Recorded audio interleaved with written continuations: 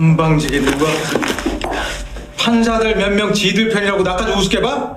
Hai guys, yang udah penasaran kelanjutan sidang ke-7? Ini nih saksi spontannya Chaeyoung. 세정 증인 빈센조 가사노스입니다.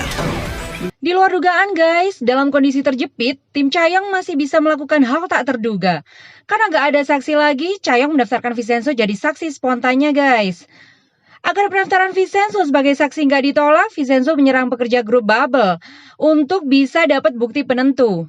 Dan dia bisa diterima di pengadilan sebagai saksi yang nggak bisa ditolak. Ketika penyerangan, Vincenzo juga mengambil ponsel kepala bagian tim peneliti kimia Bubble. Tim Bubble benar-benar nggak nyangka guys kalau saksi spontannya Chaeyoung adalah Vincenzo. Kemudian tanpa menunggu instruksi, Vincenzo membeberkan semua bukti yang dia dapat. Vincenzo juga ngasih kesaksian kalau Direktur Gil ngasih kesaksian palsu soal penyakit para korban, guys. Tapi kesaksian ini ditolak karena Vincenzo bukan dari ahli medis, guys. Pernyataan Pak Hakim bikin Chaeyoung bersemangat untuk ngeluarin saksi spontannya yang lain, guys. What? Masih ada nih saksi spontan yang lain? Yes, ini benar-benar di luar dugaan tim Bubble, guys. Sebelum sidang, Vincenzo nemui istri Direktur Gil, yaitu Profesor Kim Ye-won, dan ngasih tahu soal kelakuan Direktur Gil di belakangnya, guys. Akhirnya mereka membuat kesepakatan dan istri Direktur Gil bersedia menjadi saksi ahli medis tim Chaeyoung. Direktur Gil terkejut, guys, karena ternyata saksi spontan kedua adalah istrinya sendiri. Tak hanya dia, Buchoi juga panik menghadapi kondisi persidangan saat ini.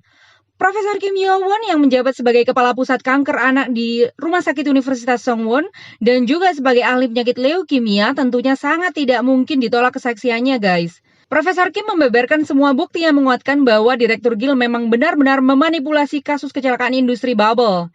Lalu, untuk memastikan kebenaran dari kesaksian Profesor Kim dan untuk membandingkan opini medis, Pak Hakim menyuruh Direktur Gil masuk ke ruangan sidang. Di luar dugaan, setelah Direktur Gil masuk, tim Chaeyoung ngasih kejutan lagi, guys. Profesor Kim ngeluarin barang dari tasnya yang ternyata adalah sabu-sabu yang ditemukan di meja Direktur Gil. Tim Bubble semakin tersudut, guys. Dan fix sidang kali ini tim Chaeyoung menang. Junwoo langsung ngambil langkah praktis. Dia nyuruh Jang Han-sung ngadain konferensi pers untuk mengakui kesalahan Bubble dan juga bakal menghancurkan BLSD. Bubble juga akan ngasih kompensasi untuk para korban dan menghukum pihak terkait. Hal ini dilakukan Bubble untuk menghindari pemeriksaan lebih lanjut, guys. Junwoo marah besar, guys, karena kekalahan sidang kali ini Bubble rugi banyak. Junwoo meluapkan kemarahannya sama Buchoi dan Pak Han. Itu karena Junwoo menganggap Buchoi gak sebanding dengan Vincenzo. Lalu Junwoo merintah Buchoi buat ambil semua hal milik Chaeyoung. Vincenzo dan Kejaksaan Nam Dong-bu bakal diurus sama Junwoo. Tapi Buchoi bersikeras bakal urus semuanya, guys, untuk membuktikan kemampuannya sama Junwoo. Fix Junwoo ngasih waktu 3 hari, guys, untuk misi ini. Buchoi marah-marah, guys, sama timnya. Dia nyuruh mereka nyelidiki Chaeyoung. Setelah itu, Buchoi ngubungi Kepala Jaksa Hwan Jin-tae. Buchoi berusaha menyuap Kepala Jaksa untuk memudahkan rencananya kali ini, guys. Tapi gagal. Kepala Jaksa menolak permintaan Buchoi. Lalu kejadian ini dengan cepat tersebar karena muncul di berita di komunitas anonim perkumpulan pengacara. Semua penyewa plaza berkumpul di rumah sakit menjenguk Lee Uyong. Pada kesempatan ini, Vincenzo ngajak penyewa plaza untuk rapat esok harinya membahas soal plaza. Bukannya malah senang, mereka seperti tidak berharap untuk pindah setelah berita keberadaan emas yang disampaikan Gilbert beberapa hari yang lalu. Pada saat yang sama, Vincenzo dapat telepon dari Pak Na Dok-jin. Dalam pertemuannya dengan Pak Na, Vincenzo dikasih tahu kalau perobohan Plaza Gengga tidak bisa ditunda lagi, guys. Kalau nggak segera dirobohkan, misi ini akan diambil alih langsung oleh kantor pusat dan Pak Na bakal dipecat, guys. Pada scene berikutnya, Vincenzo dan Pak Cho berencana konsultasi sama profesor arsitektur dari Tokyo untuk meminimalkan goncangan saat masuk ke tempat penyimpanan emas, guys. Malam itu juga, Vincenzo dan profesor melihat langsung kondisi ruangan di kuilnanya. Sedangkan Pak Cho bertugas mengalihkan biksu kuilnanya. Tak disangka setelah profesor melihat semua ruangan, kondisinya sangat buruk dan hanya dengan mengebor sedikit saja, bangunan akan langsung runtuh, guys. Mereka sudah kehabisan pilihan, guys. Jadi gimana lagi dong? Mendekati jam kumpul rapat, penghuni plaza galau, guys. Mereka masih ingat perkataan Gilbert soal emas yang ada di basement plaza. Ketika Vincenzo menyampaikan rencana pemindahan, para penyewa juga tidak begitu menyimak, guys. Dan tak disangka kabar ini sudah didengar oleh Park Seok-do. Dan pada saat penyewa plaza rapat, Park Seok-do datang dan meminta penyewa menandatangani surat perjanjian.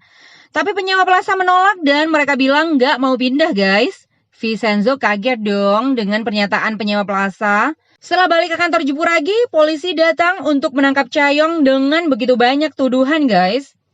당신을 업무 상대인 공구맹령 변호사법 위반 공갈협박 3서 2조 탈세 혐의로 또 긴급 체포합니다.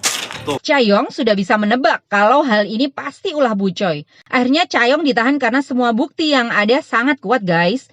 Chae-yong tak bisa berbuat apa-apa guys. Dia meminta Vincenzo membebaskannya segera dengan cara apapun. Malam itu juga Vincenzo menemui Bu Choi dan Vincenzo akan membantu Bu Choi membujuk kepala jaksa Hwan Jin-tae kalau Bu Choi mau membebaskan Chae-yong. Keesokan harinya Vincenzo menemui Pak Kepala Jaksa yang lagi menemani anaknya latihan bola guys. Vincenzo meminta Pak Hwan mempertimbangkan tawaran Bu Choi. Sebagai imbalannya, Vincenzo bakal membantu anak Pak Hwan untuk ikut di Liga Eropa. Deal guys, dan akhirnya Chae-yong bebas. Penyewa plaza mulai menyiapkan perlengkapan untuk menolak perubahan plaza. Di balik itu, tanpa sepengetahuan para penyewa, Vincenzo menyusun skenario agar plaza Gemga diserang. Jadi detail skenarionya gini nih guys. Vincenzo nyuruh Pak Na agar ngasih perintah ke Park Seok-do untuk menyerang plaza. Agar penyewa plaza nggak terluka, Pak Cho udah nyiapin orang-orang yang nyamar jadi penghuni plaza. Orang-orang sewaan itu pakai seragam merah nih guys. So, Park Seok-do disuruh nyerang orang-orang yang hanya berseragam merah saja. Saat penyerangan berlangsung nanti, Vincenzo udah nyuruh Young Ho buat merekam kejadian dan menyebarkannya di sosial media guys. Oke, nyampe plaza gerombolan Park Seok-do ketemu sama Pak An yang kebetulan pakai baju merah guys. Akhirnya Pak An dipukuli habis-habisan oleh gerombolan Park Seok-do. Young Ho yang mengetahui kejadian itu langsung ngasih tahu penghuni plaza yang lain guys.